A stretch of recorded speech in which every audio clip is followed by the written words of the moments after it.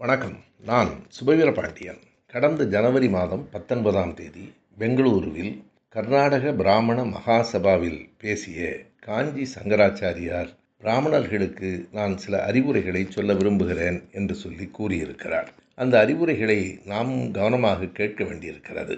அவர் சொல்லுகிறார், ஒவ்வொரு நாடும் தங்களுக்கு உரிய வேத சடங்குகளை வீட்டில் கண்டிப்பாக எல்லோரும் செய்ய வேண்டும். அடுத்து அவர் கூறுகிறார், வீட்டில் சமைத்த உணவுகளை மட்டுமே சாப்பிட வேண்டும். பிறகு பிராமணர்கள் மட்டுமே குடியிருக்கும் அக்ரஹாரங்களை உருவாக்க வேண்டும். எனவே எல்லோரோடும் சேர்ந்து வசிக்கிற பழக்கத்தை பிராமணர்கள் கைவிட வேண்டும். மடிசார், பஞ்சகச்சம் போன்ற அந்த உடைகளை அவ்வப்போது அணிய வேண்டும். எனவே பிராமணர்கள் தங்களை தனித்து காட்டிக்கொள்ள வேண்டும், பிறரோடு சேர்ந்து வாழக்கூடாது என்று சொல்லியிருக்கிறார்.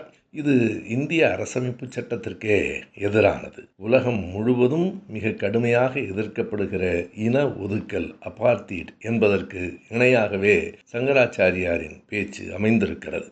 எல்லோரும் சேர்ந்து வாழ வேண்டும் என்னும் சமத்துவபுரம்தான் திராவிடம். யாரோடும் பார்ப்பனர்கள் சேர்ந்து வாழக்கூடாது என்பது ஆரியம். இரண்டும் ஒன்றுதான் என்று சொல்லுவது போலி தமிழ் தேசியம்.